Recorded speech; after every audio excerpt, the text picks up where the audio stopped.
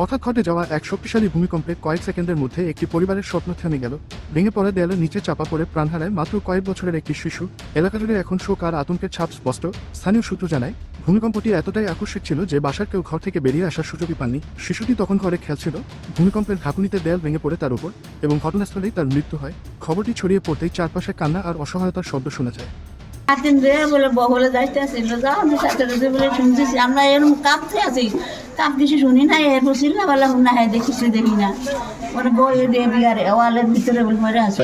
দুই মহিলা বাচ্চা সহ পাশের রাস্তার পাশের ওয়াল ভেঙে তাদের উপরে পড়লে বাচ্চাটার সাথে সাথে স্পট ডিট হয়ে যায়। আর বাচ্চার মা গুরুতর অবস্থা এবং মহিলা সহ তারা এখন মেডিকেল আছে। শিশুটির পরিবার এখন গভীর শোকে ভেঙে পড়েছে। মা বাবার আর্তনাদে ভরে উঠেছে চারপাশ। একটি প্রাণ যেত মাত্র পৃথিবীতে চিনতে শুরু করেছিল, তার জীবন এমন নির্মমভাবে থেমে গেল। ভূমিকম্পে শুধু ভবন নয়, ভেঙে পড়ে মানুষের স্বপ্ন, আশা আর ভবিষ্যৎ। হয়তোবা আমাদের বয়সে আমরা এরকম ভূমিকম্প দেখিনি। তো আজকে এই একটি নিষ্পাপ মাসুম বাচ্চা প্রাণ দিল।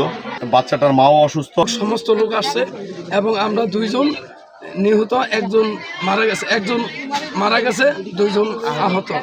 এখন আমরা দোনো ভাইয়ে এখানে তো আসলে আমাদের করণীয় খুবই কম থাকে, বাট আমরা যেটা করতে পারি, যে বাচ্চাটি মারা গেছে তার দাফনের জন্য আমরা আমাদের উপজেলা প্রশাসন থেকে 20,000 টাকা বরাদ্দ প্রদান করেছি।